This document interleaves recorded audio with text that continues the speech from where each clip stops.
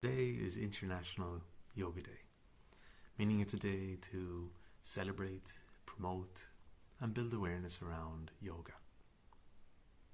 So, on a day like today, it makes perfect sense for us to reflect on how yoga is perceived, how we perceive yoga.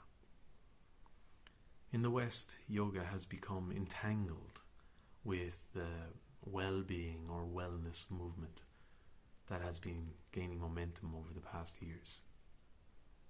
And this makes sense because within yoga there are certain practices which are offered which help to support physical, emotional, and mental well-being. It's important for us, however, to remember the fundamental goal of yoga, which is to experience self-realization. Now, when we talk about self-realization, we talk about the self, we might consider ourselves. This character, personality that we have formed, which we use to integrate and to interact with the world.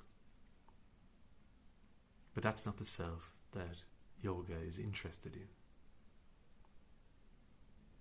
Yoga is interested in that which remains when everything which helps to support the character, the personality, the identity has been pulled apart and seen through. And so yoga offers a psychology of mind. It offers practices so as to be able to navigate the processes of the mind. And so it understands that the mind in itself is quite a whirlwind to take on. So it has developed practices which relate to the physical body, which relate to calming and relaxing the nervous system, so as to facilitate being able to sit and contemplate, and then to experience the nature of the mind.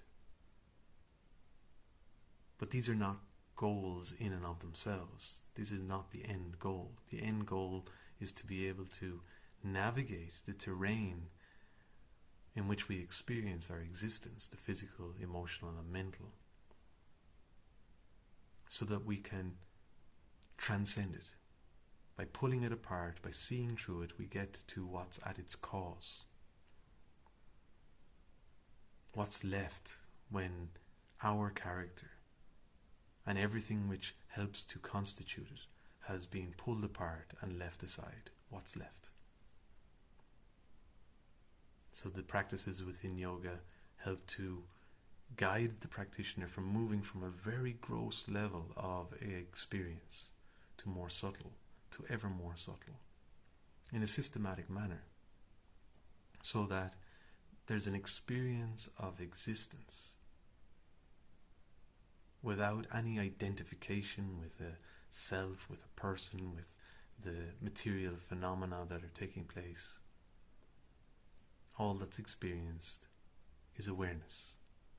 So all that's experienced is the awareness of being.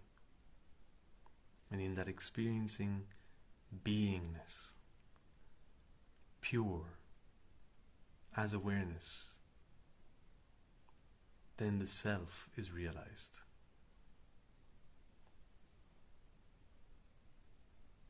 There's a risk that when we associate yoga with well-being and wellness, we can start to see yoga as a means for us to bolster up and give more vigor to that which yoga is actually helping us to pull apart and deconstruct.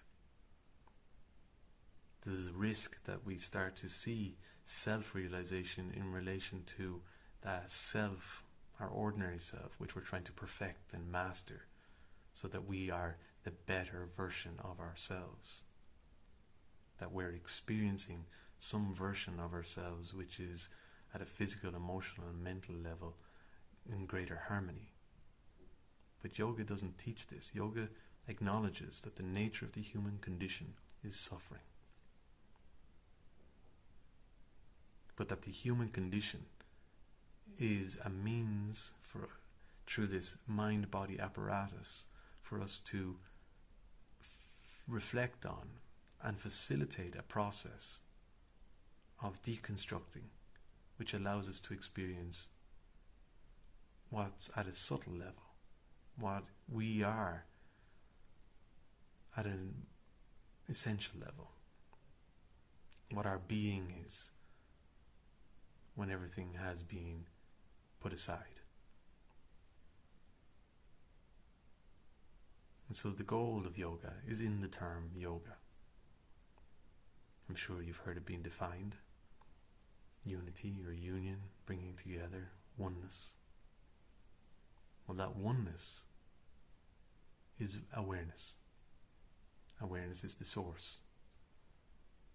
And it's from awareness that everything emanates. And so the practice of yoga is there to facilitate and guide and direct the practitioner in realizing this, their essential nature, their true being as awareness. And this is the self